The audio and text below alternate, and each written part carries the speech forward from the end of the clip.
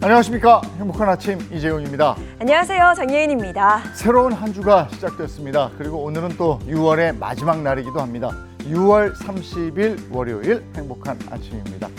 어제 굉장히 더웠습니다. 남부지방은 열대야까지 있어서 잠 못 이루는 밤이었을 것 같은데 BBC에서 이 열대야를 해결하고 딱 네. 편안하게 주무시는 방법 이걸 소개했다면서요? 소개했습니다. 제가 좀 전해드릴게요. 핵심은 낮잠은 피하고 취침 시간을 평소처럼 유지하는 게 중요하고요. 또 하나의 꿀팁을 전해드리자면 발을 시원하게 하는 게 열대야를 피할 수 있는 방법 중 하나라고 합니다. 양말을 차갑게 해서 신고 자는 게 의외로 효과가 좋다고 하네요. 아, 이게 발이 중요하군요. 네. 겨울에도 발이 따뜻해야 우리가 따뜻하게 잘 수 있는 건데 그렇습니다. 그리고 물 주무시기 전에 많이 드시면 안 되고 맥주 같은 것도 마찬가지고 또 하나 휴대폰 잠 안 한다고 이렇게 보면 끄고 바로 잘 수 있는 게 아니니까 휴대폰 좀 멀리 하시고요. 네, 중요한 부분입니다. 이런 꿀팁들 꼭 기억하시고 열대야 함께 이겨내 보자고요. 자, 그럼 월요일의 행복한 아침도 활기차게 시작해 보겠습니다.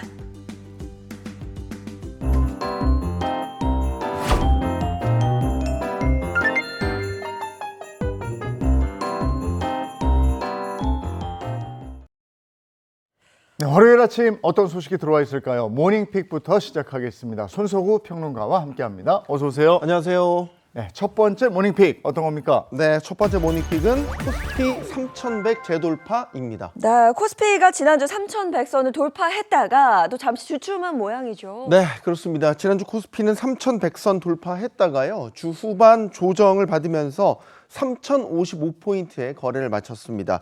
단기 급등에 따른 부담이 확산되면서 이쯤에서 이익을 챙기자는 차익 실현 매물이 나오기 시작한 영향으로 풀이되는데요. 그동안 투자 심리를 이끌었던 새 정부 정책 기대감의 영향력은 떨어졌고 또 이스라엘이나 이란의 군사적 충돌 등 중동 사태도 일단락되면서 증시가 숨고르게 들어간 영향으로 풀이됩니다. 네, 오늘이 6월 30일, 6월의 마지막 날이고 이제 6월의 마지막 장이 시작이 될 텐데 6월 불장이었어요. 강세장이었는데 네. 앞으로 뭐에 초점을 맞추면 좋을까요? 이제 다시 미국과의 관세 협상이 증시의 주요 화두가 될 것으로 보입니다. 지난 4월 미국 트럼프 행정부가 한국을 포함한 57개국에 국가별 상호 관세를 부과했고요. 현재는 90일간 유예를 준 상태죠. 그 유예 기간이요. 다음 달 8일에 끝납니다. 유예 기간이 얼마 남지 않은 상태인데 미국은 영국을 제외하고는 관세 협상을 아직 타결 지은 곳이 없는 상태입니다. 이에 따라서 7월 8일 이후에 실제로 국가별 상호 관세가 부과될지 아니면 유예 기간이 더 연장될지가 증시의 주요 화두가 될 것으로 보입니다. 그런데 최근 뉴스를 보면 유예가 더 연장될 가능성이 좀 있어 보이던데요. 네, 그렇습니다. 협상을 주도하는 스캇 베센트 미국 재무장관이 언론과 인터뷰에서 미국의 노동절인 9월 1일까지 협상을 마치는 것을 목표로 한다 이렇게 언급한 것이죠. 즉 관세 유예 시한은 7월 8일인데 사실상 9월까지는 유예가 연장될 가능성을 강하게 시사한 것으로 해석됩니다. 백악관 대변인도 기자들 질문에 아마도 연장될 수 있다고 답했고요. 경제자문위원장도 비슷한 입장을 냈습니다.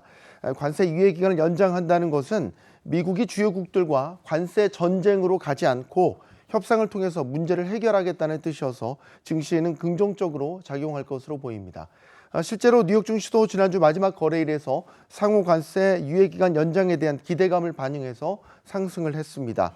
한국은 새 정부가 들어서 첫 협상에 나선 만큼 협상 시간을 벌어야 되기 때문에 관세 유예 기간 연장은 국내 투자자들에게도 안도감을 줄 수 있습니다. 네, 뿐만 아니라 이 새 정부 정책에 대한 기대감도 여전히 증시에 좀 긍정적으로 작용할 수 있다고요? 네, 그렇습니다. 하지만 단순히 이제는 기대감만으로 부족할 것 같고요. 실제 성과가 나타나는지 여부를 지켜볼 것 같습니다. 정부가 편성한 30조 5천억 원 규모의 2차 추경이 이번 주에 국회에서 통과될 가능성이 큽니다. 이번 추경에는 민생회복지원금 같은 내수 진작 대책이 포함돼 있어서요.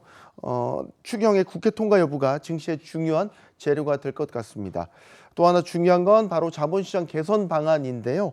이사의 충실 의무를 주주로 확대하는 상법 개정과 또 상장사들의 배당을 확대하는 세제 개편 등이 정치권에서 본격적으로 추진되는 게 확인된다면 증시는 정책 모멘텀을 긍정적으로 반영할 가능성이 높습니다. 여당인 민주당은 7월 4일까지 상법 개정을 마무리할 계획이긴 하지만 논의 과정과 처리 속도는 좀 더 지켜봐야 될 것으로 보입니다. 네, 코스피가 3천을 넘었습니다만은 여전히 기대와 우려가 반반씩입니다. 거기에다가 이제 관세 협상 지켜봐야죠. 추경 지켜봐야죠. 지금 바로 말씀하신 상법 개정안까지 한번 지켜봐야 되겠습니다. 자, 다음 픽은요. 네, 두 번째 모닝픽은 7월부터 오른다입니다. 7월부터 오른다고 하면 딱 떠오르는 게 있죠. 이 국민연금 보험료 이야기인가요? 네, 그렇습니다. 이제 내일부터 국민연금 보험료가 오르게 되는데요. 보험료율 자체가 올라가는 건 아니고요. 기준이 되는 소득 구간이 조정되면서 일부 가입자들의 부담이 커질 전망입니다. 이게 7월에 정기적으로 이 조정이 되는 거죠? 네. 어떻게 되는 겁니까? 우선 기준소득 월액 상한이 좀 올라가게 됩니다. 617만 원에서 637만 원으로 올라가고요. 하한은 39만 원에서 40만 원으로 인상이 되는데요. 617만 원을 초과하는 고소득자가 가장 큰 영향을 받게 되겠죠. 현재는 상한이 617만 원이기 때문에 그 이상 벌어도 617만 원의 9%에 해당하는 55만 5,300원이 최대 보험료였는데 이제는 637만 원의 9%인 57만 3,300원, 즉 월 18,000원 인상됩니다. 직장인은 절반인 9,000원은 본인 부담이고 나머지는 회사가 부담해 주고요. 지역가입자의 경우에는 전액 본인 부담입니다. 또 소득이 617만 원에서 637만 원 사이인 분들도 일정 부분 영향을 받게 되겠죠. 예를 들어 월 소득이 630만 원인 가입자라면 기존에는 617만 원의 9%만 반영됐지만 이 집에는 630만 원을 기준으로 계산을 하게 됩니다. 결국 이 구간에 있는 분들도 보험료가 소폭 인상되는 셈이죠. 그럼 반대로 소득이 좀 낮은 분들은 어떤 영향을 받을까요? 월소득 40만 원 미만인 가입자의 경우에는 보험료 기준이 39만 원에서 40만 원으로 오르기 때문에 최대 900원가량 인상이 됩니다. 하지만 가입자 대다수인 소득 40만 원에서 617만 원 구간은 변동이 없고요. 이번 조정은 특정 계층을 겨냥한 게 아니라 전체 가입자의 평균 소득 상승률 3.3%를 반영한 연례적인 절차입니다. 이렇게 보험료가 많아질수록 나중에 돌려받는 연금도 더 늘어난다는 점도 염두에 두셔야 되겠습니다. 그렇죠. 지금 당장은 내 주머니에서 돈이 나가니까 네. 뭐 그렇게 기쁜 일은 아닙니다만은 이게 다 미래에 나에게 쓰일 것이니까 준비 자금으로 생각하시면 네. 될 것 같습니다. 자, 다음 픽은요. 네, 세 번째 모닝픽은 초강수 대출 규제입니다. 네, 말 그대로 정부의 초강수 부동산 대출 규제가 시작됐습니다. 이번 규제로 인해서 벌써부터 시장이 출렁이고 있는데요. 어떤 식의 대출 규제가 이루어지는 건지 구체적으로 좀 듣고 싶어요. 네, 일단 대출의 상한이 정해졌죠. 수도권과 규제 지역에서 주택담보대출은 최대 6억 원까지만 대출이 가능해집니다. 예전에는 주택담보비율 LTV라고 해서 이 집값의 70%까지 대출이 가능했지만 이제는 집값이 얼마이든 상관없이 대출을 받을 수 있는 최대 한도가 6억 원으로 제한되는 겁니다. 예를 들어서 매매가 15억 원짜리 아파트를 살 때요. 예전에는 10억 5천만 원까지 대출이 가능해져서 내 돈 4억 5천만 원만 있으면 살 수 있었지만 이제는 6억 원까지만 대출이 되니까요. 현금 9억 원이 있어야 집을 살 수 있다는 얘기입니다. 여기에다가 주택담보대출을 받아서 집을 살 경우에는 6개월 내에 실거주 의무도 생기게 됩니다. 그래서 지방 거주자들의 원정 갭 투자도 사실상 막히게 되는 겁니다. 상급지 갈아타기라든지 갭 투자라든지 이거 상당히 좀 어려워질 것 같은데, 그러니까 지금 얘기 들어보니까 소득이 높아도 6억까지군요. 다 그렇게 통일이 돼버린 거예요. 네, 똑같이. 그렇습니다. 지금 소득 기준의 대출 규제도 있죠. 네. 총부채 원리금 상환 비율 DSR이라고 하는데 이 DSR 기준을 보면 소득이 많으면 그만큼 대출이 늘어날 수 있습니다. 예를 들어서 연소득 2억 원인 사람은 최대 14억 원까지 대출이 가능했거든요. 자, 이제는 또 소득에 상관없이 6억 원까지만 대출이 가능해졌으니까요. 20억 원짜리 집을 사려고 했다면 예전에는 6억 원 현금이 있으면 됐지만 이제는 14억 원의 현금을 반대로 또 준비를 해야 된다는 얘기가 되겠죠. 이번 대출 규제로 억대의 연봉을 받는 전문직들이 이른바 대출을 받아서 강남 아파트를 사는 게 어려워졌다, 이런 분석이 나옵니다. 하지만 소득이 낮은 사람의 영향은 상대적으로 적습니다. 예를 들어서 연소득 6천만 원인 사람이 10억 원짜리 집을 살 때 원래도 대출 한도가 4억 원 정도였거든요. 그래서 이번 규제와는 큰 상관이 없게 되는 거죠. 결국 이번 규제는 갭 투자나 고가 주택의 영끌을 막겠다라는 게 핵심으로 보시면 되겠습니다. 네, 치솟은 아파트값 잡으려고 이제 이런 대책들이 나오기 시작한 건데, 근데 실수요자들 입장에서는 또 돈을 못 빌려서 막막한 면도 있을 것 같아요. 현장 분위기가 어떻습니까? 네, 일단은 충격이 좀 큰 모양새입니다. 상당히 냉각됐다라는 게 전해지고 있는데요. 강남이나 마포, 분당 할 것 없이 거래 문의가 뚝 끊겼고요. 특히 30, 40대 젊은 층들의 매수 문의는 크게 줄었다고 합니다. 이번 대출 규제는 주택시장의 투기 열풍을 막고 실수요 중심으로 재편하는 게 목표지만 강력한 규제에 따른 부작용이나 풍선 효과가 나타날 수 있습니다. 대출 제한으로 집값이 싼 서울 외곽이나 경기도 인천 쪽으로 실수요자들이 몰릴 가능성이 있고요. 네. 또 실거주 의무가 강화되기 때문에 전월세 매물이 줄어서 이게 전월세 값 상승으로 이어질 수 있다는 우려도 나오고 있습니다. 네, 부동산 시장은 뭐 좀 걱정 반, 뭐 우려 반, 뭐 이러면서 네. 늘 지켜보고 있으니까 말이죠. 자, 마지막 모닝픽이네요. 네, 네 번째 모닝픽은 심하면 48시간 이내 사망입니다. 48시간 이내 사망이라니까 이게 정말 심각한 질병인 것 같은데요. 어떤 질병이에요? 네, 여름철에 찾아오는 비브리오 폐혈증입니다. 아, 바닷물에 사는 이 비브리오 블리피쿠스균에 의해서 감염돼 발생하는 세균성 감염병이죠. 주로 어패류를 덜 익혀 먹거나 바닷물에 있던 균이 피부 상처를 통해서 들어오면서 감염이 됩니다. 특히 해수 온도가 18도 이상 올라가는 6월부터는 본격적으로 발생하기 시작하는데요. 이 질환은 감염 후 심할 경우 48시간 이내에 사망할 정도로 치명적입니다. 예, 이제 내일이면 7월이고 7, 8월에 휴가들 많이 떠나실 텐데 네. 이거 주의하셔야 되겠어요. 증상이 어떻게 나타납니까? 일단 감염 경로에 따라서 증상이 달라지게 되는데요. 먼저 창상 감염증은 이 바닷물이나 오염된 어패류가 피부 상처에 닿으면 발생하게 됩니다. 상처 부위가 붓고요, 빨갛게 변하고 또 물집이 생기거나 심하면 괴사로 이어지게 됩니다. 또 하나는 원발성 감염증인데요. 간질환자나 면역력이 약한 분들이 오염된 어패류를 먹었을 때 발생하게 됩니다. 고열, 우한, 구토, 설사 같은 전신 증상과 함께 서너 시간 이내에 피부에 반점이나 부종, 출혈이 발생하기도 하고요. 상태가 급격히 악화될 경우 치사율이 50%까지 치솟게 됩니다. 빠른 항생제 투여가 기본 치료법이고요.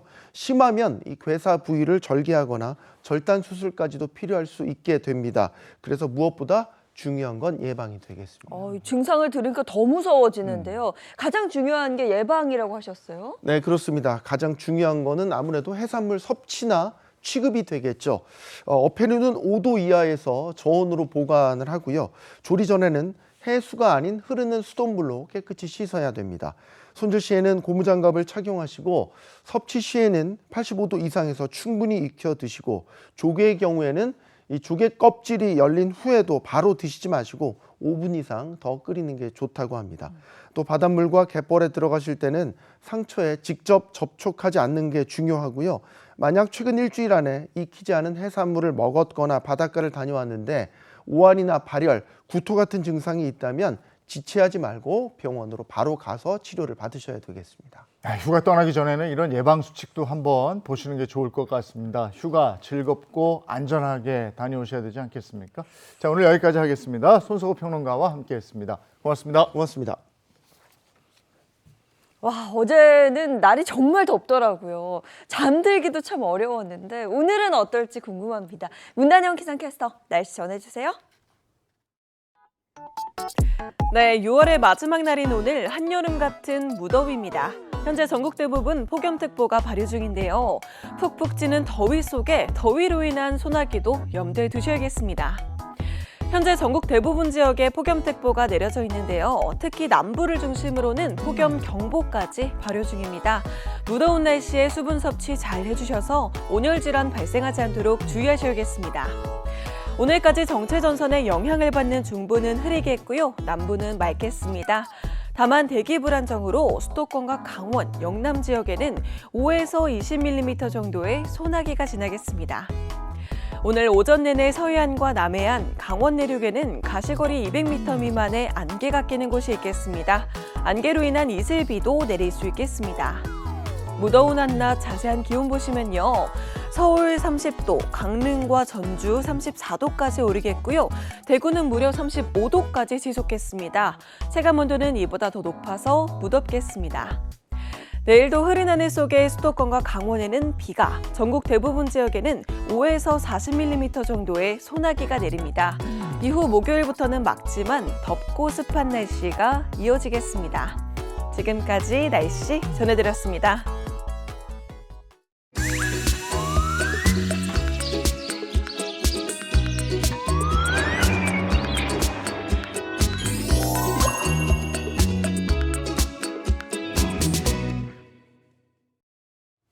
매력적인 여행지, 그 안에는 지역을 살리기 위한 다양한 정책과 주민들의 정성 그리고 노력이 담겨 있죠. 네, 오늘은 그런 마음들이 모여서 다시 여행객의 발길을 이끌고 있는 아주 특별한 현장을 제가 직접 가서 만나보고 왔습니다.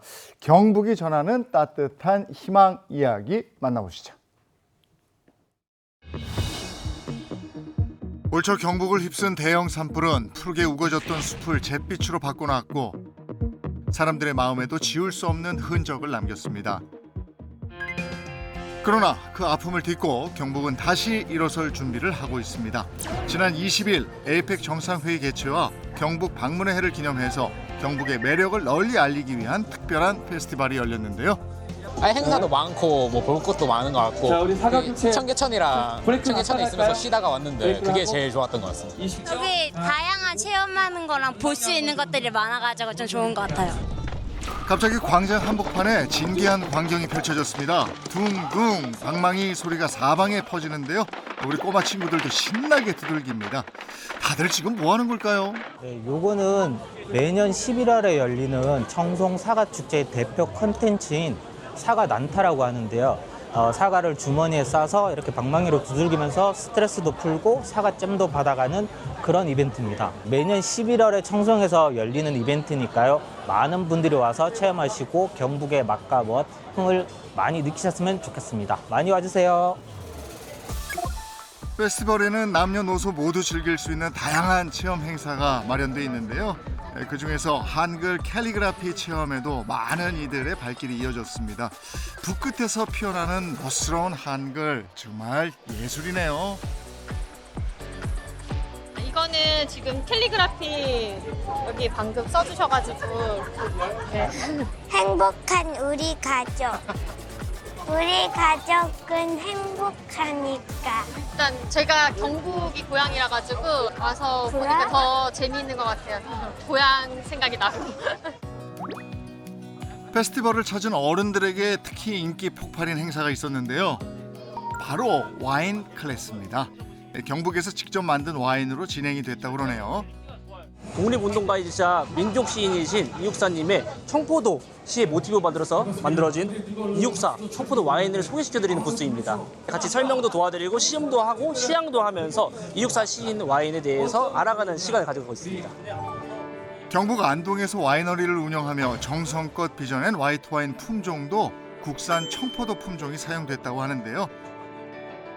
과연 국산 청포도 와인의 맛은 어떨까요?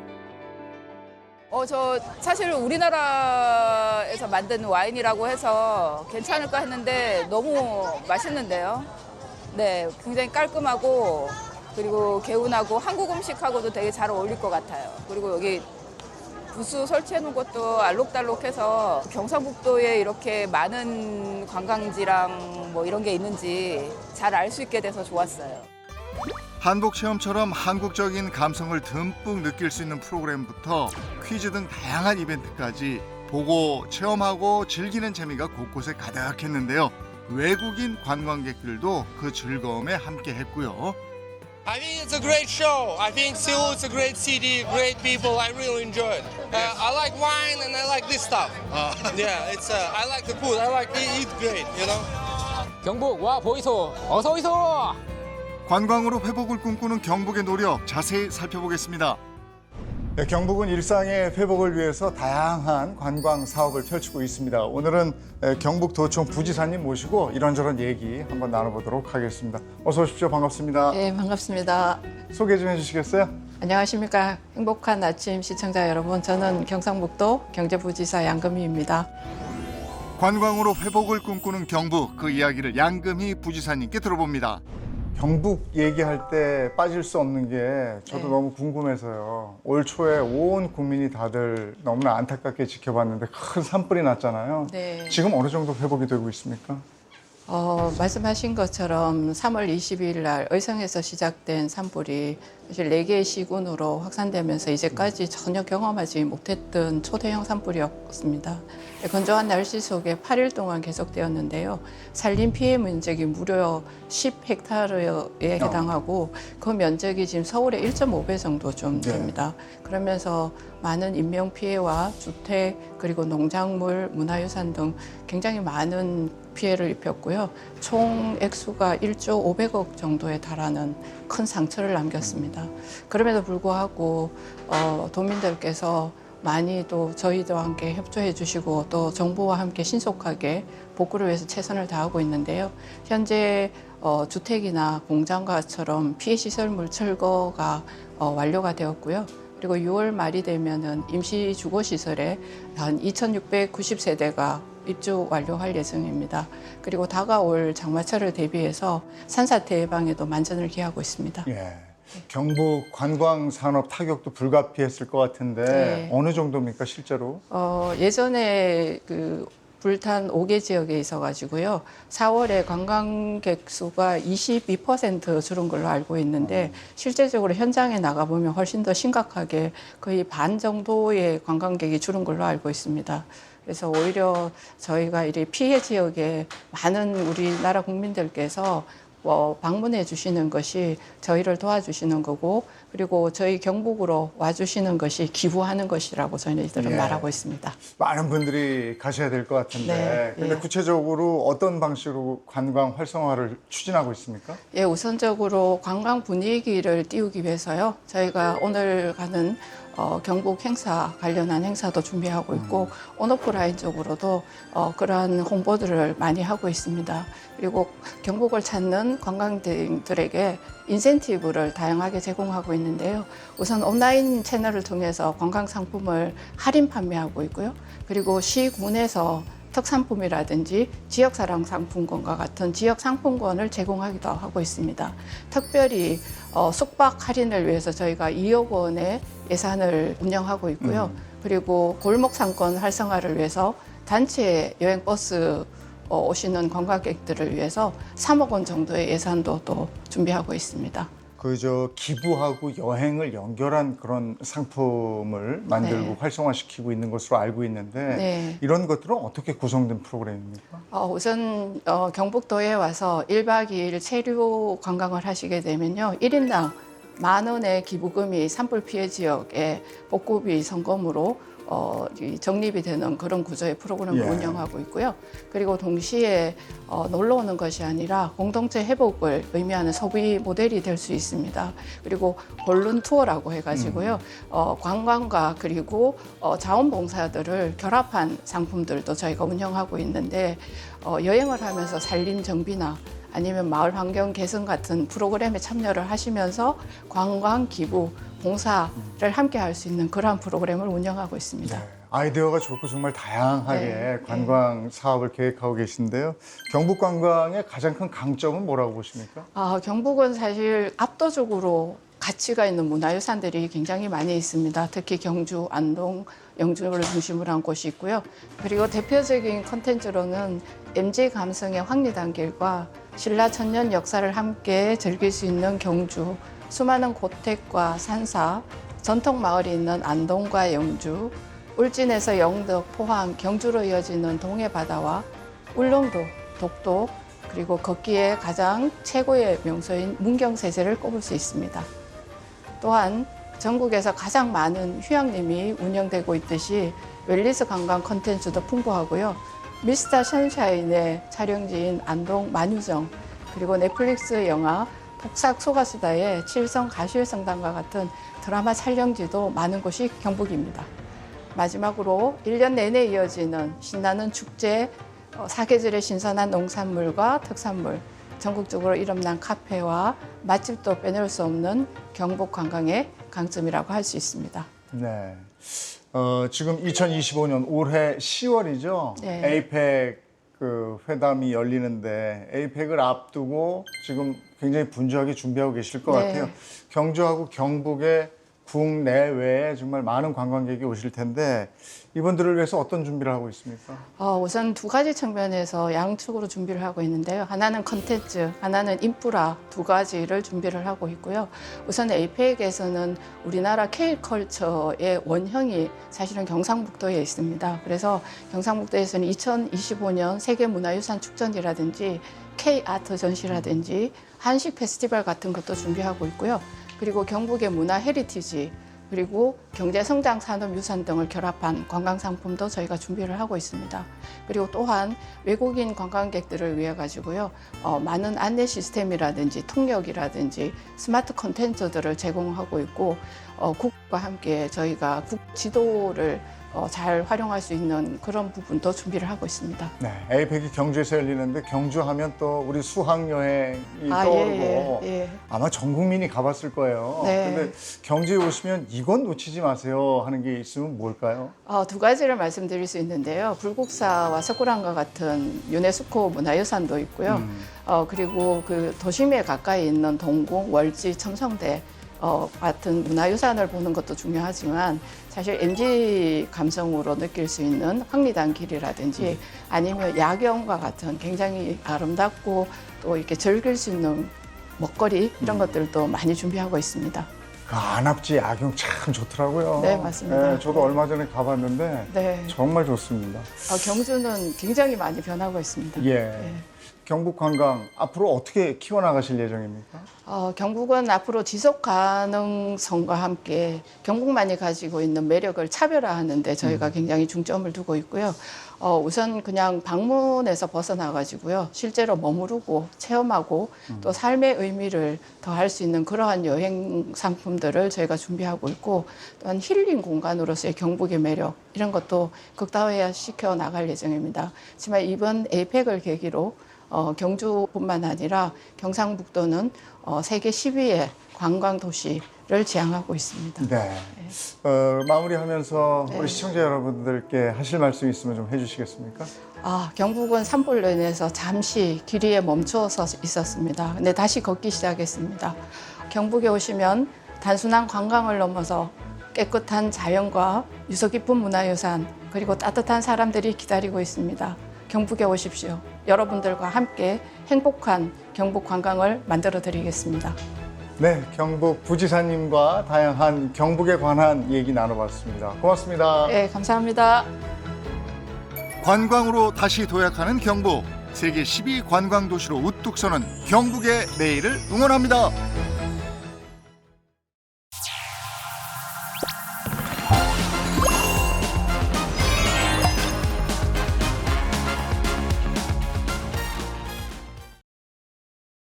이번에 자동차 관련 얘기 나눠보겠습니다. 방송인 박수림 씨 그리고 자동차 전문 기자 장진택 기자입니다. 어서 오세요. 네, 반갑습니다. 반갑습니다. 네, 반갑습니다. 오늘은 어떤 자동차 소식 준비하셨습니까? 자, 대한민국 경제를 떠받드는 두 축이 있습니다. 고인돌처럼 반도체하고 자동차입니다.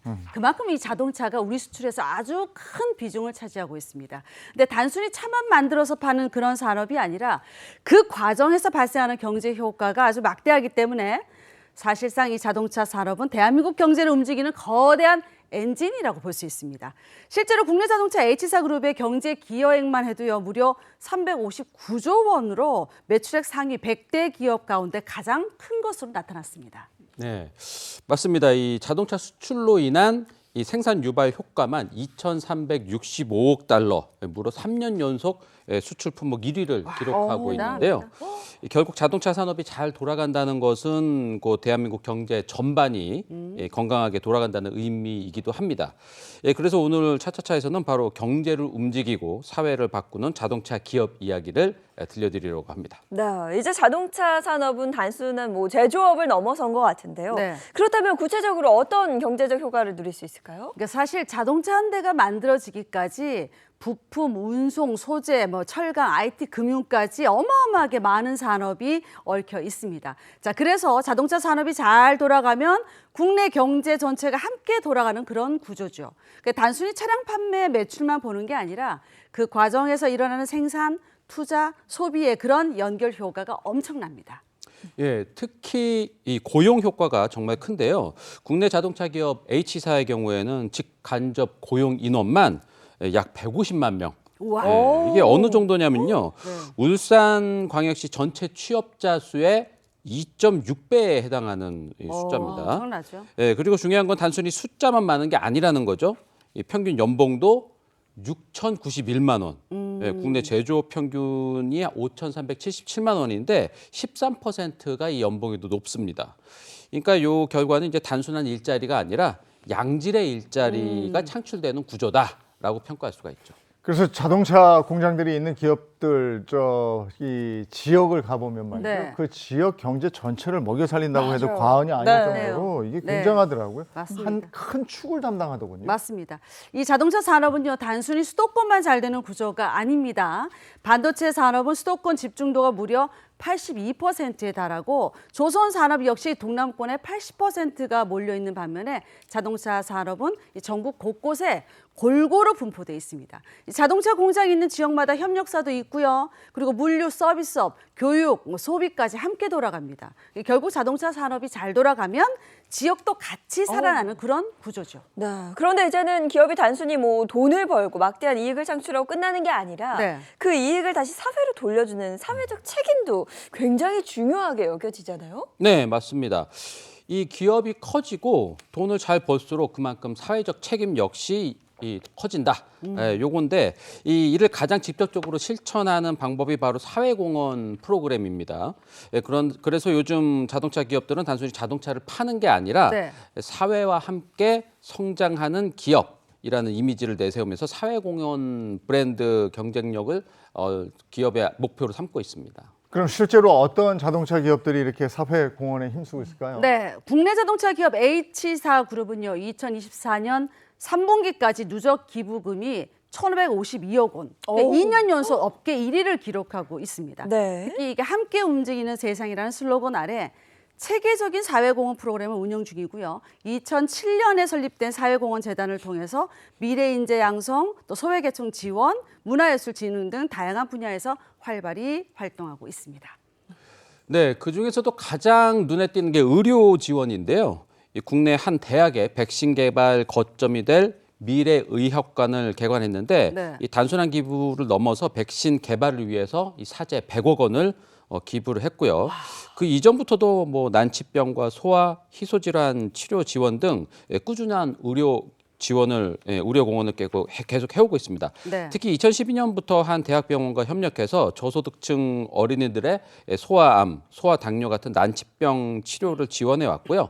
지금까지 이런 혜택을 받은 어린이만 3만 7천여 명이 넘는다고 합니다. 자, 여기에 더해서 최근에는 또 다른 대학과 협력해서 중추신경계 질환을 인공지능으로 조기에 진단하는 연구도 지원하고 있는데요.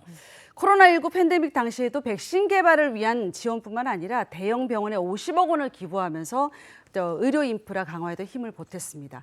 무엇보다 중요한 거는 또 다른 감염병이 오기 전에 가장 필요한 게 바로 백신 자립과 연구 인프라 구축이라는 판단 아래 이번 미래의학관 설립까지 이어졌다는 겁니다. 네, 자동차 기업이 백신 개발부터 의료 인프라까지 지원한다니 정말 놀랍습니다. 자, 그럼 또 다른 사회공헌에 집중하는 자동차 기업 어디가 있는지 궁금합니다. 네, 국내 자동차 기업 K사는 환경을 위한 사회공헌 프로젝트에 힘을 쏟고 있는데요. 특히 이 차량 생산 과정에서 늘어나는 플라스틱 사용과 이 폐플라스틱 문제를 해결하기 위해서 차량 내 플라스틱 재활용 확대에 본격적으로 힘쓰고 있습니다. 현재 요 재활용률이 2% 수준이라고 하는데 완성차의 재활용 플라스틱 사용률을 2030년까지 10배 수준인 20% 이상으로 끌어올리는 게 목표라고 합니다. 네, K사는 이를 위해서 플라스틱 재활용 소재 확대 적용을 위한 전담 TFT를 운영하고 있고요. 그 폐차 네트워크 이 시범 사업을 통해서 폐차 부품에서 플라스틱을 회수하는 등 관련 기술 연구와 상용화에도 아주 적극적으로 나서고 있습니다. 네, 그리고 스웨덴 자동차 기업 V사는 이제 출산과 육아에 대한 긍정적인 인식 개선과 국내 저출산 문제 극복을 위해 한국보육진흥원과 함께 패밀리 세이프티 캠페인을 진행하고 있는데요.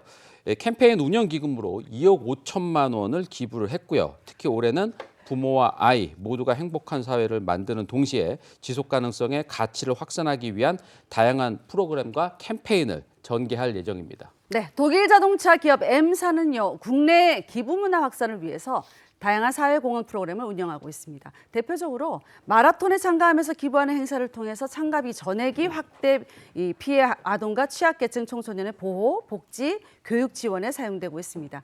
지금까지 누적 기부금만 해도 76억 원에 달합니다.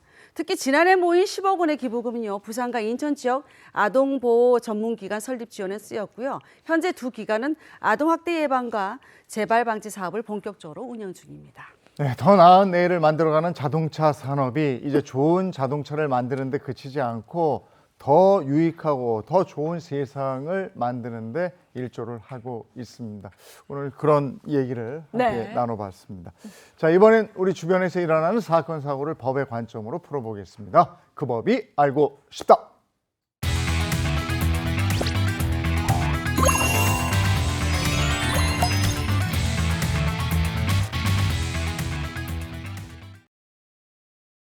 행복한 아침 함께하고 계신 지금 시각이 8시 7분을 향해 가고 있습니다. 네, 그 법이 알고 싶다. 다양한 꽁트를 통해서 법률 상식과 해결 방안 알아보는 시간인데요. 월요일 이분들이 있어서 정말 든든합니다. 든든해요. 월요일에 법률 해결사 강성진 변호사 또 임주혜 변호사 함께합니다. 반갑습니다. 안녕하세요. 네, 오늘은 박소림 씨가 주제 준비해 오셨네요. 네, 자, 우리가 살면서 선을 지킨다는 건 참 어렵습니다. 네, 오늘 사연 역시 이 적정한 선을 지키지 못해서 난처한 상황에 빠졌다는 그런 이야기입니다. 첫 번째 사연은요. 재미로 친 점당 100원 고스톱 도박인가요? 자, 먼저 꽁트로 만나보시죠. 네, 젊은 시절 먹고 살기 바빠 늘 종종거리며 뛰어다녔던 전 그게 습관이 됐는지 은퇴 후에 집에만 있는 게 참 곤혹스러웠습니다. 네, 그러다가 같은 아파트에 사는 이웃 몇 명과 친해지게 됐고 자주 어울려 다니면서 시간을 보냈는데요. 그날도 어김없이 제 집에 모여서 친목을 다지던 때였습니다. 이게 안주가 다 떨어졌네. 아유 봐, 이 재영이 이거 뭐 하는 거예요? 그 사람 불러놓고 집에 안주 같은 거. 예, 이거 너무 허술하다. 아유, 장 봐야 된다는 거 아주 깜빡 잊었네. 그래. 마땅히 안주할 게 없는데 이게 뭐라도 시킬까? 그러면 마침 심심하기도 하고 그러니까 우리 내기 고스톱 어때? 괜찮아? 아유, 그거 좋지. 이긴 사람이 맥주랑 치킨? 어때? 괜찮아? 아니 이거 상대가 안 될 텐데 이거 내가 왕년에 말이여. 내가 왕년에 짝기. 막 그냥 눈보다 손이 빠르고 막 그거 알지? 갑자기 고향 사투리 나오네. 좋아. 아이고 큰 소리 치는 사람이 항상 지더라 뭐. 내가 패 돌린다 간다. 자자. 아수라 발발턱. 예, 이긴 사람이 치킨값을 내기로 하고 이웃들끼리 재미삼아 점 100짜리 고스톱판을 벌이게 된 건데요. 그렇게 한참 게임이 이어지던 중 결국 그 일이 벌어지고 말았습니다. 이거 오늘 왜 이렇게 패가 안 붙어 이거. 가만히 있어보자. 이게 1점에 2점에 3점 이거 내가 낫네 이거 요거를 좀 키워야지. 요거 묶어 더블로 고. 비보. 경찰입니다. 거기 그 세 분 하던 거 내려놓고 이쪽으로 나오세요 빨리. 아우 그 화투장에 손부터 떼시라니까. 아유, 뭔 일이야 이게. 경찰이 왜 와? 참말로. 지금 그 도박판이 벌어졌다는 주민 신고가 있었어요. 세 분 일단 그 도박 혐의로 현행 체포합니다. 자세한 건 뭐 서해 가서 얘기하시고요. 아니 무슨 좀 100원짜리 도박이 있어요. 저희는 그냥 이웃끼리 재미로 친 거예요. 친목도 뭐. 그러니까 자세한 얘기는 경찰서 가서 하시자고요. 따라오세요. 얼른 나오세요. 아니 물론 아무리 재미라도 도박은 절대 금물이겠죠. 하지만 이웃끼리 좀 100원짜리 고스톱을 친 것도 이게 정말 도박일까요? 아니 세상에 이게 도박이면 명절마다 친척들 모여서 치는 고스톱도 도박입니까? 아니 저는 정말 억울한데 도대체 이거 어떻게 해야 되는 겁니까? 네. 이웃끼리 아이고. 좀 100원짜리 고스톱을 쳤을 뿐인데 경찰이 아유. 출동을 했습니다. 이게 도대체 어떻게 된 일인지 자세한 이야기 먼저 듣고 싶어요. 자, 60대 A씨가 지난해 4월 군산에 있는 한 아파트에서 이웃 3명과 고스톱을 쳤습니다. 그러니까 당시 뭐 게임 방식 우리가 흔히 알고 있는 그런 고스톱 룰이에요. 먼저 3점을 낸 사람이 이기고 이긴 사람이 점수를 더 내면 패자는 그만큼 돈을 더 내는 그런 구조였습니다. 근데 걸린 돈을 보면 총 10만 8천 원. 그러니까 점당 100원짜리로 아무리 높은 점수를 따도 손에 쥘 수 있는 돈은 그리 크지 않았습니다. 심지어 이분들은 이긴 사람이 딴 돈으로 치킨이나 맥주값 내는 거요? 이렇게 약속까지 했습니다. 그러니까 이긴 사람이 돈을 독식하는 구조도 아니었던 거죠. 그런데 누군가 이 모습을 보고 경찰에 신고를 한 겁니다. 그래서 경찰에 붙잡히게 되고 도박 혐의로 재판에 넘겨지게 됐다는 그런 사연입니다. 야, 근데 이게 아무리 금액이 적어도 이게 저 판돈이 오갔으면 그쵸. 도박인 거는 같은데 이게 또 근데 친목도 뭐고 그 정도는 또 명절 때도 치니까 네, 이게 참 애매해요. 먼저 패널들의 의견을 묻겠습니다. 도박죄가 성립이 된다 싶으면 O, 아니면 이거 어떻게 X를 해야 돼? 들어주시면 됩니다. 하나, 둘, 셋 들어주세요. X 의견이 좀 갈렸어요. 의견이 나뉘었어요. 예. 질문이요, 방구요, 뭐예요? 아니, 점백짜리 가지고 고스톱 이게 무슨 도박이에요? 우리 옛날에 20, 30년 전에는 점 10원이었거든요. 그 물가가 올랐으니까 100원으로 뛴 거죠. 100원 해봤자 얼마 안 돼요. 명절에도 친한 척도 다 모이면 점 100이에요. 좀 100 이상 간 거 잘 못 봤단 말이에요. 네. 그런 사람 다 이게 도박죄 들어가면 대한민국 사람 장 기자님도 나도 다 지금 깜빵 가 있어요. 아유. 그건 아니지. 예. 이제 수림 씨가 너무 이렇게 아직 옛날 생각하시고 약간 순진한 생각을 하시는 것 같은데 법은 냉정합니다. 도박 한 건 한 거예요. 도박을 했으니까 요거는 그냥 이제 걸릴 수 있다. 다만 이제 판돈이 적기 때문에 가벼운 처벌 쪽이 될 수는 있죠. 네. 도박 한 건 한 거기 때문에 법은 했으면 한 거고 안 하면 안 한 거고 안한 그냥 건데. 그거예요. 법은 냉정해. 돈이 오갔기 때문에 판돈이 중요해. 이거는 처벌을 받을 수 있다. 두 분의 의견이 일단 팽팽한데요. 실제로는 어떨지 궁금합니다. 변호사님들의 생각 한번 들어볼게요. 하나, 둘, 셋. 뭐? 왔다 갔다 하네. 뭐요? 뭐가 알쏭달쏭한 이게 뭐 답변을 들어줬어요. 케이스 바이 케이스인가? 그러니까요. 일단 저는 도박하면 딱 느껴지는 이미지는 판돈이 한 수억 원씩 그래, 돈이 오가고 비싸, 세. 뭔가 담배 연기 자욱한 곳에 둘러앉아서 그렇지. 뭐 어둠의 집단 같은 그런 느낌이 좀 있긴 타짜들. 한데 그렇죠. 맞아. 근데 지금은 또 그런 게 아니었거든요. 이런 경우에 이거 도박이라고 할 수 있을까요?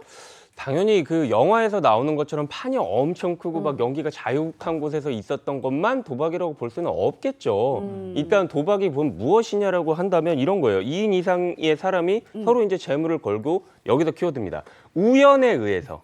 그러니까 우연에 의해서 그 재물의 득실이 결정되는 행위라고 보여지거든요. 그게 바로 도박이에요. 근데 여기서 말하는 재물은 나는 돈 갖고 한 게 아니니까 상관없다. 라고 할 수도 있지만 반드시 어떤 그 현금만 문제가 되는 게 아니라 재산상 이익이나 뭐 가령 상품과 같은 것도 문제가 될 수도 있고 뭐 이런 것도 결국에 다 도박에 해당이 될 수가 있는데 또 중요한 요건이 하나 있는 게 왜 제가 이렇게 잘 모르겠다라고 했냐면 이게 일시적인 오락의 정도라고 한다면 도박죄에는 해당이 되지 않아요. 그러면 우리가 여기서 생각하는 일시적인 오락의 정도가 무엇이냐라는 문제가 발생을 하는 겁니다. 일시적으로. 근데 여기서는 우리 이 사례를 보면 점 100원 그냥 친목 재미로 쳤단 말이에요. 안주 뭐 사 그쵸. 먹자 이러고. 치킨가? 근데 이것도 죄가 됩니까? 사실 이 엄격하게 따지고 들어가다 보면 뭐 이웃끼리 했다라고 해서 당연히 도박이 아니다라고 할 수는 없겠죠. 결국에는 이게 도박죄에 해당하느냐 아니면 아니냐에 따른 그 기준은 일시적인 오락에 해당하느냐 하지 않느냐 이런 어떤 기준이 될 거예요. 그럼 우리가 이 사연에서 살펴보자면 이웃끼리 했습니다. 사실 그 말씀하신 안개가 자욱한 도박장 같은 경우에는 네. 사람들끼리 인간 관계는 없을 수 있잖아요. 없죠. 근데 이웃은 내가 맨날 만나던 사람이야. 그렇지. 이웃 사촌이야. 사촌이랑 똑같아. 그냥 명절에 만나서 네. 그냥 가볍게 이런 고스톱을 친 거랑 똑같아 라고 보자면 또 일시적인 오락이라 볼 수도 있겠고 그리고 판돈 역시 당연히 중요합니다. 판돈이 중요한데 점 100이라고 해서 무조건 다 그럼 도박이 아니냐 그것도 아닌 것 같아요. 왜 그러냐면 우리가 이 행위를 하는 사람의 경제적 능력도 좀 봐야 될 필요가 있거든요. 돈이 아주 많은 사람이에요. 그럼 그 사람한테는 사실 점백이 진짜 너무 작은 거죠. 그렇죠. 그 돈이 조금 더 크더라도 사실상 이게 판돈이 크다고 볼 수는 없잖아요. 그런 약간 그런 상대적인 개념이 있을 수가 있고 그리고 이 사연에서 보면은 만약에 이긴 사람이 그 치킨이나 뭐 이런 거를 다 같이 사자라고 했잖아요. 이런 경우에는 사실 그 판돈 자체를 이긴 사람이 다 가져가는 건 아니기 때문에 나누는 거잖아요. 나누는 거죠. 나누는 거니까 이런 여러 가지 상황들을 보아하면 이게 일시적인 오락으로도 볼 수 있지 않을까라고 생각도 드는데 또 경우에 따라서는 다를 수도 있다는 거죠. 반대로 생각하면 이웃이니까 더 잘 모일 수 있지 않냐. 그렇죠. 당신들이 만약에 이게 한 번 한 게 아니라 여러 번 했다면 또 이거는 도박죄로 봐야 되지 않냐. 일시적인 오락은 아니지 않냐. 이렇게 해서 말씀하신 것처럼 사실 케이스 바이 케이스 상황마다 좀 이 일시적인 오락에 해당하느냐 하지 않느냐가 갈릴 것 같습니다. 그럼 어떤 경우가 도박죄에 해당하고 도박죄에 해당하지 않는지 이것도 헷갈려요. 애매합니다. 어려워요. 제가 실제 사례 하나 들어볼게요. 한번 네. 잘 들어봐 주세요. 네. A 씨는요.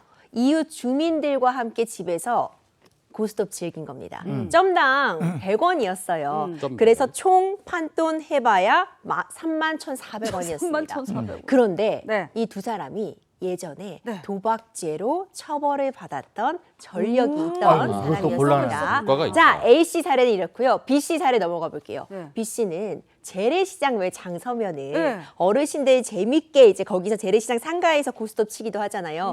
이때도 점당 100원짜리 3명이 쳤어요. 네. 이때 압수된 판돈이 16만 2천 원이었습니다. 아, 세네. 도박죄로 처벌된 전력은 없고요. 이 A 씨와 B 씨 둘 중에 누가 도박죄로 처벌을 받을 수 있을까요? 이건 좀 조금 쉬울 수 있는 게 당연히 A 씨예요. 오, 왕년에 도박으로 기소유예 한번 처분을 받은 적이 있잖아요. 그러니까 이분은 상습적으로 도박을 해왔다는 거잖아. 그러니까 당연히 A 씨는 유죄, B 씨는 무죄. 아유, 이게 저기 너무 선입견을 갖고 보시는 또 이러네, 아니, 오늘. 이분이 한번 뭐 그런 적이 있어가지고 이제 나는 진짜 나는 진짜 깨끗이 살아야지. 그리고 동네 분들이랑 이렇게 하시는 분이에요, 이분은. A 깨끗이 씨는. 살아야지 하면서 또 도박이 그러니까 손을 여기서 대요? 중요하게 딱 봐야 될 거는 판돈을 봐야 돼. 판돈을. 판돈. 판돈이 10만 원 넘어가면은 유죄고. 그러니까 딱 법에서 정해줬으면 좋겠는데. 본인이 숫자로. 지금 정했잖아요. 10만 원 넘어가면 네, 이제. 딱 10만 원 넘으면은 유죄, 10만 원 안 되면은 무죄. 무죄? 이렇게 무죄. 해서 그런 게 있을까? 그런 기준은 없을 것 같고 아. 저는 아는 사람이냐 아니냐에 좀 차이가 있어요. 아. 왜냐면 이웃이냐 혹은 아. 그냥 상가에서 만난 타인이냐 아. 문제가 좀 있지 않을까 그래? 싶은데 어떨까요? 정답이다. 맞아요? 와, 사실 장 기자님도 결론은 맞았어요. 오. 10만 원이냐 아니냐 이거는 좀 10만 원 아닙니까? 아닙니다. 그 중에서. 그건 차이가 있었지만 아 진짜 무죄 유죄만. 이 중에서요. 집에서 쳤던 사람 안 되네. 단순히 A 씨는 무죄가 나왔고요. 오히려 이 재래시장에서 처음 보는 사람들과 쳤던 사람 B 그게 씨가 유죄구나. 유죄가 나왔습니다. 와. 이런 사건에서 무죄가 나오는 이유는요. 대부분 법원이 이건 도박이 아니라 일시적인 오락이다 이렇게 판단했을 때 무죄가 나옵니다. 그럼 언제 일시적인 오락이냐 이 부분은 사실 종합적으로 고려할 수밖에 없는데 요즘 사실 어르신들 치매 예방에 좋다고 맞아요. 많이 고스톱 치죠. 많이 치세요. 네. 네네. 이런 게 바로 일시적인 오락이죠. 그러니까 도박죄를 처벌하는 건 사행성을 조장하기 때문에 그래서 처벌을 하는 건데 사행성을 조장하는 것이 아니라 일시적인 재미, 오락, 특히 이웃사촌이 모여서 긴장도 좀 풀고 그렇지. 명절에 재미도 얻고 이런 경우라면은 이것은 일시적인 오락이라고 봐서 도박죄로 처벌이 되지가 않습니다. 그래서 이걸 종합적으로 고려할 수밖에 없어서 누가 언제 어디서 모였느냐를 보거든요. 여기서 누가가 이 사건을 유무죄를 가른 포인트가 됩니다. 이웃사촌은 말 그대로 이웃사촌이에요. 네. 좀 재밌게 알고 일시적으로 오락을 할 수 있는 관계라고 보지만 재래시장에서 처음 만난 사람은 이웃사촌이라고 볼 수는 없죠. 없죠. 이때는 오히려 사행성이 인정될 가능성, 일시적인 오락이 아니라 반복적으로 도박을 행했을 가능성이 높다고 판단될 수 있습니다. 판돈도 중요하긴 해요. 네. 16만 원이 넘는 판돈은 사실상 재미로 보기에는 큰 돈이라고도 그쵸, 보여지거든요. 맞아요. 이런 점들이 좀 종합적으로 고려되어서 실제로 B 씨는 저 아니에요. 시장에서 일시적인 오락이에요 라고 주장을 했지만 받아들여지지 않았고 벌금 50만 원이 선고가 되었습니다. 오, 세네. 와. 근데 그럼 우리 우리가 사연에서는 그렇죠. 예, 우리 사연에서는 이게 이웃끼리 쳤고 이게 판돈도 크지가 않으니까 당연히 무죄가 나왔을 것이다라고 이제 생각은 드는데 어떤 판결이 내려졌을까요? 이게 우리가 사연에서 보시면 사실 경찰이 와요. 경찰이 오고 만약에 이 사람들이 한 행위가 한 번이 아니었다라고 치면 이거는 단순히 일시적인 오락은 아니지 않을까? 누가 일시적 오락하는데 경찰까지 와가지고 현행범으로 체포까지 하냐? 이거는 무죄가 아니라 유죄 같다 이렇게 말씀드릴 수도 있을 것 같은데 그러니까 어렵다는 거예요. 케이스 바이 케이스예요. 이웃 사촌 얘기가 나왔습니다.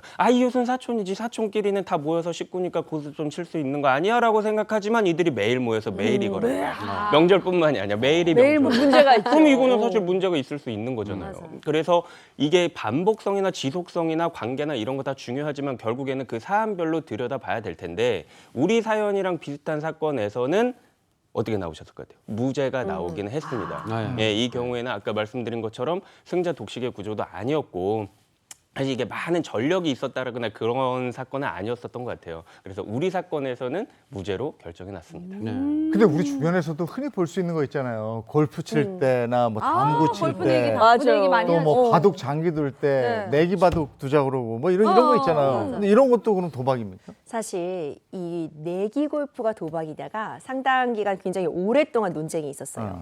골프 좋아하시는 분들이 꼭 하시는 말씀이 있어요. 자식이랑 골프가 내 맘대로 안 되더라. 맞아요.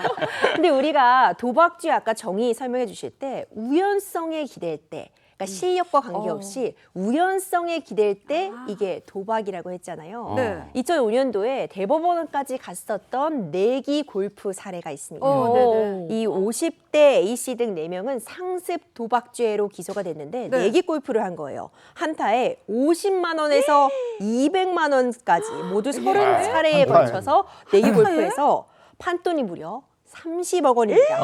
그런데 이 사건에 대해서 1심에서는 모두에게 무죄가 나왔어요. 1심에서. 말도 안 된다. 30억이 오갔는데요? 야. 판돈이 너무 크잖아. 30억인데 무슨 무죄야. 그 잘못 유죄를 발음을 잘못하셨어요. 1심은 무죄가 무죄가 맞아요. 맞았는데요. 이유가 우와. 있었어요. 이게 지금 골프잖아요. 네. 이 골프는 운동 경기입니다. 그러니까 네. 실력에 실력이다, 의해 이거. 좌지우지 된다는 거죠. 그러니까 이 도박죄로 처벌이 되는 건 우연에 기대서 내가 지금 어떤 내 실력과 관계없이 우연에 기대서 돈을 걸 때 처벌이 되는 건데 이 내기 골프 같은 경우에는 골프는 내 실력 나의 그런 어떤 거 스코어에 뻔하다. 따라서 이루어지는 것이기 실력이 때문에 아닌데. 도박죄가 성립 안 된다고 봤지만 2심과 대법원은 달랐습니다. 뒤집었죠. 그렇죠. 네. 이 골프라는 운동이 당연히 내 실력에 의해서 크게 승률이 좌지우지되는 운동은 맞으나 골프가 내 맘대로 되는 것은 아니라는 거죠. 그날의 날씨, 온도, 습도, 나의 맞아요. 컨디션, 분위기, 동반자 그때의 그 상황에 따라서 충분히 그 결과가 달라질 수 있는 부분이기 때문에 이와 같은 경우에는 우연적 요소가 가미가 된다. 도박죄로 처벌할 수 있다고 판단을 했고요. 그때부터 이 내기 골프도 도박죄로 지금 처벌이 되고 있습니다.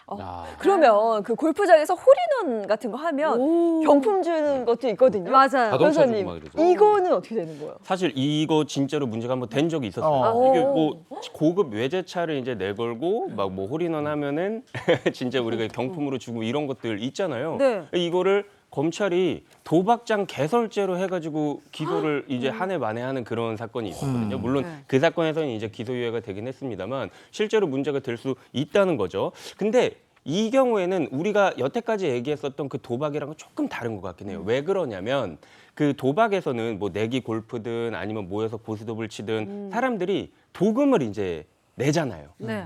도금을 내고 어떤 우연적인 결과에 의해서 그 안에 있는 사람들이 그거를 가져가거나 잃거나 하잖아요. 네. 근데 사실 이 부분은 좀 그건 아닌 것 같아요. 그러니까 물론 내가 골프장에 갔을 때 뭐 그린피라든지 이거를 내긴 하지만 이 돈이 곧바로 홀인원을 했을 때 내 경품으로 들어가는 건 아니라는 거죠.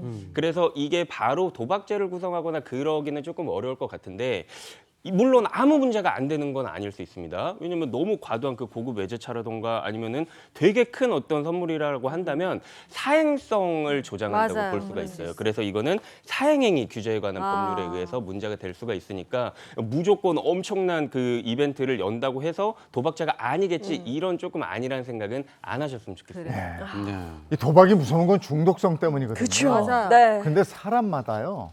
뭐에 이렇게 확 몰입되는 사람들이 있어요. 있어. 근처도 가지 마십시오. 그런 분들은 이런데 근처도 가면 안 돼요. 무서워. 네. 네. 자, 다음 어떤 게 있습니까? 자, 왜 이런 말이 있잖아요. 돈을 잃으면 조금 잃는 것이고 명예를 잃으면 많이 잃는 것이고 건강을 잃으면 모든 것을 잃는 것이다. 나 똑똑한 것 같아. 자, 오늘 두 번째 사연은요. 건강검진을 받으러 갔다가 청천벽력 같은 통보를 받았다는 한 주부의 사연입니다. 유방암인 줄 알았는데 오진이라고요? 자, 자세한 사연 꽁트로 만나보시죠. 평소 건강이라면 자신 있었던 저, 그 흔한 감기 한번 걸려본 적이 없었고 매년 건강검진도 빼놓은 적 없기에 이번에도 별탈 없이 지나갈 줄 알았습니다. 그러나 여보세요. 장혜인 네? 씨 되시죠? 네네. 예, 여기 행복병원인데요. 지난번에 저 유방암 조직 검사했던 결과가 나왔어요. 네네. 그냥 문자로 결과 통보하시면 될걸. 뭐 어쩐 일을 전화까지 다 하셨어요. 뭐 저 별탈 없는 거죠. 아이고, 근데 안타까운데 이 조직 검사 결과 악성 판정이 나왔어요. 네? 그러면 제가 뭐 암 유방암이라는 말씀이세요? 예, 뭐 믿기 힘드시겠지만 그렇습니다. 뭐 아시다시피 암은 젊을수록 전이가 빠르게 될 수 있으니까 하루빨리 저 항암 치료하고 수술 받으시는 게 좋겠네요. 세상에 이게 대체 무슨 일이야. 하늘이 무너진다는 게 이런 기분일까요? 결과를 받아들일 수 없던 전 곧 큰 병원을 찾아갔고 전신 마취한 채 한쪽 가슴 6cm가량을 절제하는 수술을 받았습니다. 하지만 결과는 어땠는 줄 아세요? 종양 조직을 제거하고 보니 암이 아니었던 겁니다. 우와. 황당해진 전 처음 암을 진단한 병원을 다시 찾았고 그곳에서 믿을 수 없는 이야기를 전해 듣게 됐습니다. 뭐라고요?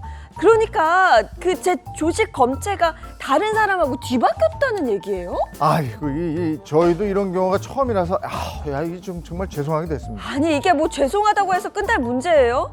제가 그동안 어떤 신경으로 버텼는데 그리고 암인 줄 알고 지금 가슴까지 절제했단 말이에요. 이거 어떻게 책임지실 거예요? 저희가 정말 죄송스럽게 생각하긴 하지만 만약 저희 책임이라고 그렇게 막 할 수도 없는 거예요. 그러니까 업체에서 조직 검체가 파견다 이런 거를 저희가 어떻게 알았겠습니까? 뭐라고요? 저 그냥 이대로는 절대 못 넘어가요. 그냥 소송할 테니까 그렇게 아세요. 세상에 이렇게 억울한 일이 또 있을까요? 그동안 암일까 마음 졸인 저도 그렇지만 저와 결과가 뒤바뀐 그분은 정말 암이라는 거잖아요. 더군다나 암 검사를 위해 가슴 절제까지 했는데 오진이라니. 저는 대체 어떻게 해야 될까요? 이게 진짜 두 사람이 큰일 났네. 그 사람은 암이 아닌 걸로 알고 있을 거고. 이분은 지금 절제를 가슴까지 했어요. 절제를 했어요. 이거 정말 드라마나 영화에서나 나올 얘기예요. 네. 자, 30대 여성 A 씨가 지난해 9월 남편 회사 복지로 세종시 한 의료기관에서 건강검진을 받았습니다. 근데 검진 후에 조직검사 결과가 아주 충격적이었어요. 유방암 판정을 받은 겁니다. 그러니까 A 씨는 젊고 건강할수록 전이 속도가 빠르다는 이런 의사의 얘기를 듣고 충격을 받았고요. 그 자리에서 눈물을 쏟았습니다. 하지만 결과를 받아들일 수 없던 A 씨는 서울 대형 병원에서 다시 검사를 받았고 이번엔 암이 아니다 이런 정반대 결과를 받게 됩니다. 결국 정확한 진단을 위해서 전신 마취 후에 가슴을 6cm 절개하는 수술까지 받았지만 절제한 유방 조직에서는 암세포가 발견되지 않았습니다. 그 유방암이 아니었던 거죠. 이에 A씨가 병원의 이유를 따져 묻자 충격적인 사실을 알게 됩니다. 검사 기관이 A씨의 검체, 다른 여성의 검체를 바꿔 전달한 것이었습니다. 그러니까 A씨보다 하루 먼저 검사받은 실제 유방암 환자는 암이 아니다라는 엉뚱한 결과를 받아서 치료 시기를 놓치고 3개월을 허비한 그런 상황이었습니다. 그러니까 병리 검사 기관은 명백한 직원 실수라며 사과를 했습니다. 하지만 A씨는 현재 검진 기관과 위탁업체를 상대로 소송을 준비 중입니다. 아, 이거는 진짜 말도 안 되죠. 네. 이거 생명이 달린 문제고 한 분은 치료 시기를 놓쳤고 한 분은 가슴을 절제했어요. 그렇죠. 그 3개월의 치료 시기를 놓친다는 건 그래, 암 진단 받은 너무 다음에 길어. 이거는 지옥이거든요. 그죠. 이거 어떡할 겁니까? 근데 이런 오진 사건, 사고가 왕왕 있어요. 한국에서 사망률 1위가 바로 암이죠. 네. 워낙 암이 많이 발생하다 보니까 암 오진과 관련된 분쟁도 생각보다 많이 발생을 하고 있어요. 이 암 오진과 관련된 분쟁은 크게 보자면 두 가지 유형으로 나눠볼 수 있습니다. 먼저 이 유형은 그러니까 의사가 애초에 진단 자체를 잘못한 겁니다. 어느 정도 지금 암을 의심해 볼 수 있는 소견이 있었음에도 불구하고 이거를 놓쳤다면은 이 역시도 분쟁이 될 수 있고요. 네. 두 번째로는 암이 의심돼서 이것까지는 발견을 했는데 환자에게 제대로 통보하지 않은 경우가 있을 수 있습니다. 실제 사례가 있어서 네. 좀 소개를 해드려 볼게요. A씨는 2009년도에 한 병원에서 건강검진, 일반 건강검진을 받았고요. 네. 흉부 CT까지 포함된 종합검진까지 시행을 했습니다. 건강검진 후에는요. 별도의 이상 소견이 없다는 일반 건강검진 통보서만 확인을 한 겁니다. 그런데 2년 뒤에 또 다른 병원에서 건강검진을 시행하다 보니까 폐에 이상 소견이 있다는 통보를 받았고 확인해 보니까 폐암 4기였던 거죠. 이후 보험금을 청구하는 과정에서 새로운 사실이 확인이 됐는데 네. 왜 2년 전에 종합검진 받았잖아요. 그 2년 전에 받았던 종합검진 결과지에는 폐에 이상 소견이 보이니까 3개월 후에 추가 검사를 하자는 내용이 적혀 있었다는 사실을 그제서야 알게 된 어머, 겁니다. 어떡해. 결국 이 A씨는 폐암 치료를 받다가 1년 만에 사망을 했고 너무 안 됐다. 유족들이 이것은 2년 전에 건강검진 결과가 병원에 제대로 통보하지 않았기 때문에 치료 시기를 놓쳤다라고 하면서 소송을 제기하게 된 겁니다. 네. 이 2년 전에 건강검진 담당했던 병원은 또 즉각 반박을 했어요. 네. 이 종합검진 결과를 우편으로 발송을 했고 반송도 안 됐고 그렇기 때문에 우리는 제대로 알린 것이다라고 반박을 했는데 재판 결과 어떻게 됐을까요? 당연히 책임이 있죠. 일반 건강검진 결과에는 아무런 이상이 없다고 나왔잖아요. 저 같아도 결과 이상 없다고 그러면 아싸! 그러면 괜찮은가 보다. 그럼 뭐 이게 종합검진 결과표 아예 안 보거든요. 그렇죠. 그러니까 이 부분을 병원에서 좀 더 명확하게 좀 했더라면 어땠을까 이런 안타까움이 좀 있는 거죠. 네. 저는 또 이것도 수림 씨 의견에 좀 반대인 게 계속 반대인데 일단 병원으로서는 네. 건강검진서를 우편이랑 뭐 직장이랑 다 통보할 만큼 통보를 했잖아요. 그러니까 뭐 이거 책임이 없다는 판결이 내려지지 않았을까라는 생각이 그래요? 드는데 이게 어떻게 됐나요? 아니, 병원 측 책임이 있어. 이번에는 우리 수림 씨 판단이 정확하게 맞았습니다. 재판부는 일단 종합검진에서 이상한 소견이 나왔으면 네. 이걸 그냥 우편으로 알릴 게 아니라 등기 우편으로 보내서 수령을 확인하든 그래야 돼. 전화를 해서 알렸어든 그렇죠. 더 적극적인 조치를 취했어야 한다고 본 거죠. 네. 특히 일반 건강검진 결과표에 이상이 없다 이렇게 표기가 되어 있었고 결국 A씨는 종합검진을 받고 2년이 지나서야 폐암 4기라는 결과를 알게 된 점 이런 분들을 종합적으로 고려할 때 제대로 알리지 않았다라고 판단을 했습니다. 결국 병원은 유족들에게 위자료를 지급하게 되었고 이후 이 병원들이요 종합검진 결과에 대해서 통보하는 시스템을 대폭 또 변화하는 계기가 되기도 했던 사건이었습니다. 늘 이렇다는 게 참 안타까워요. 맞아요. 큰 희생을 겪고 나서야 뭔가 시스템이 달라지거나 강화된다는 게 정말 안타깝고 씁쓸한 부분입니다. 자, 그럼 이제 어쨌든 우리 사연으로 돌아와서 보자면 네. 결과적으로는 암이 아니었던 거잖아요. 네, 맞아요. 이 A 씨가 실제로 진단을 받은 건 이제 0.7cm의 섬유 선종이었는데요. 이 섬유 선종이 유방에서 흔히 일어날 수 있는 있어요. 그 양성 그렇죠. 네. 종양이고 가임기였 여성한테는 비교적 흔하게 일어날 수 네. 있다고 하는데요. 사실 이거 자체로만 보면은 유방암으로 이게 전이가 되거나 발전될 가능성이 그렇게 크지 않기 때문에 이렇게 특별한 치료 없이 추적 결과만 계속 보고 이제 이런 상황이죠. 근데 A 씨는 이거를 그냥 놔두면 되는 거를 가슴을 절개하는 그런 수술을 했던 거죠. 네. 이 결과적으로 이 검진기관이나 병원에서도 실수를 인정한 것 같은데 이럴 경우 의료사고로 봐서 피해 보상이나 뭐 정신적 위자료 이런 게 좀 지급이 돼야 되지 않을까요, 이게? 그러니까 이게 우리 상황이 어떻게 됐냐면 A라는 병원이 있습니다. 네. 근데 A라는 병원에서 이 조직의 그 검체를 검사를 하는 위탁기관에 그걸 보낸 거예요. 맞아요. 한 여성의 거를 보낸 거죠. 네. 그러고 나서 이제 다른 병원에서 문제가 생겨서 이제 이거를 절제를 하고 이렇게 한 거잖아요. 근데 지금 이분은 손해를 배상받고 싶은데 이 A 측의 병원에서는 내가 위탁 보낸 데서 잘못 보냈기 때문에 그렇지, 거기서 책임져야겠다. 나한테 무슨 잘못이 있느냐라고 하고 이제 위탁을 받은 업체는 뭐라고 하냐면 사실 이거 안 좋은 거잖아. 가지고 있으면 안 좋은 거잖아. 그래서 절제를 했는데 뭐가 그렇게 큰 문제냐라고 하면서 이제 책임을 축소하는 그리고 서로 좀 떠넘기는 그런 형국인 것 같아요. 그리고 일반적으로 좀 말씀드리면 의료소송이라고 하면 네. 사실 쉽지 않아요. 맞아요. 우리 같은 일반인들한테는 사실 무엇이 문제이고 정보의 비대칭도 굉장히 심한 영역이고 해서 사실 불법 행위로 인한 손해배상을 청구를 하려면 그 입증 책임이 우리한테 있는데 그러니까 환자에게 있는데 다른 일반 소송과는 달리 의료 소송 같은 경우에 그게 굉장히 어렵단 말이에요. 맞아요. 그래서 비교적 이제 법원에서는 입증 책임의 완화를 두고 있긴 하지만 기본적으로는 우리가 대응하기가 어려운 부분이 있다는 게 또 현실적인 문제이기도 합니다. 근데 지금 이번 사례 같은 경우는 저희가 느끼기에도 자명하잖아요. 맞아요. 뭐 실수를 했잖아. 그리고 또 하나가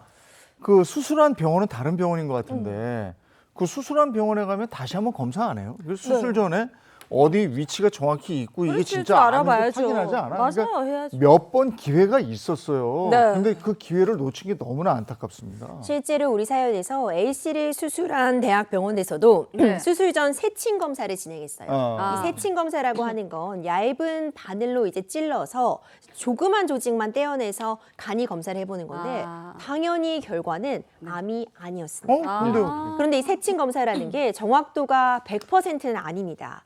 결국 결과는 다른 의료기관에서 이미 암 확진 판결을 받아왔고 암 조직 슬라이드까지 가져와 왔으니까 세침 결과만으로는 확신을 할 수 없으니 수술을 통해서 절제를 하고 떼어내서 조직 검사를 해보자 이런 결론에 이르렀던 거죠. 이와 비슷한 사례가 또 있었습니다. 2005년도에 A대학병원에서 유방암 진단을 받은 환자가 B대학병원에 가서 가슴의 4분의 1을 절제하는 수술을 받았는데 수술을 한 다음에 확인을 해보니까 암이 아니었던 거예요. 그러니까 애초에 이 암 진단을 했던 병원에서 다른 환자 조직 검사 결과로 오진을 했던 겁니다. 결국 피해자는 두 병원을 상대로 소송을 제기했는데 1심에서는 처음에 암 진단을 했던 병원만 책임이 있다고 봐서 4천만 원 배상 판단을 내렸지만 2심에서는 수술을 했던 이 B병원도 오류 가능성을 염두에 두고 다시 검사를 했어야 된다라고 하면서 두 병원 모두의 책임을 인정했습니다. 하지만 대법원에 가서요 다시 판단이 뒤집혔습니다. 수술을 진행한 병원에서 이전에 가져온 병원의 결과가 오류일 수도 있다는 가능성까지 열어두고 진료를 볼 책임은 없다고 보아서 원인을 제공한 애초에 검사를 진행했던 A병원의 책임만 최종적으로 있다고 판단했던 사례가 있었습니다. 이게 진짜 환자 입장에서는 그리고 환자의 가족 입장에서는 미칩니다. 그럼요. 이거 이렇게 하고 남을 나라 하면 안 돼요. 의사는 정말 생명을 다루는 정말 중요한 분들이잖아요. 네. 그렇죠. 아이고 한번 여러 가지 생각을 해보게 됐습니다. 예, 고맙습니다. 고맙습니다. 네, 한 줄 시작 오늘의 날씨 어떨지 궁금합니다. 문단영 기상캐스터 날씨 전해주세요. 네, 아침인데도 시원하기보다는 습기 가득한 답답한 공기가 맴돌고 있습니다. 현재 서울의 기온은 26.5도로 높게 나타나고 있는데요. 여기에 습도가 80%를 넘어서면서 체감온도는 28.7도를 보이고 있습니다. 한낮에도 흐린 하늘 속에 무더운 날씨가 이어지겠습니다. 현재 전국 대부분 지역에 폭염특보가 내려져 있는데요. 특히 남부지방 곳곳으로는 폭염 경보까지 발효 중입니다. 무더운 날씨에 수분 섭취 잘 해주셔서 온열 질환에 걸리지 않도록 유의해 주시길 바랍니다. 오늘까지 정체전선의 영향을 받는 중부는 흐리겠고 남부는 맑겠는데요. 다만 한때 수도권과 강원, 영남 지역을 중심으로는 5에서 20mm 정도의 소나기가 지나겠습니다. 오늘 오전 내내 서해안과 남해안, 강원 내륙에는 가시거리 200m 미만의 짙은 안개가 끼는 곳이 있겠습니다. 안개가 끼는 지역에서는 안개로 인한 이슬비가 내릴 수도 있겠습니다. 무더운 한낮 자세한 기온 보시면요. 서울 30도, 강릉과 전주 34도, 대구는 35도까지 치솟겠고요. 체감온도는 이보다 더 높아서 무덥겠습니다. 내일도 흐린 하늘 속에 수도권과 강원에는 비가, 그 밖에 전국 대부분 지역에는 5에서 40mm 정도의 적지 않은 양의 소나기가 예상됩니다. 이후 목요일부터는 맑아지지만 덥고 습한 날씨가 이어지겠습니다. 지금까지 날씨 전해드렸습니다. 오늘 6월의 마지막 날이고 이제 내일이면 7월이 시작이 되는데 네. 어제는 오후 5시 넘어서 산책을 나가는데도 해가 그렇게 따갑더라고요. 너무 덥죠. 오늘도 날이 굉장히 덥고요. 정말 폭염입니다. 폭염주의보까지 발효된 만큼 건강관리 잘 해주셔야겠습니다. 좋은 하루 보내시고요. 저희는 내일 아침 7시 30분에 돌아올게요. 행복한 아침, 행복한 하루 되십시오. 고맙습니다. 고맙습니다.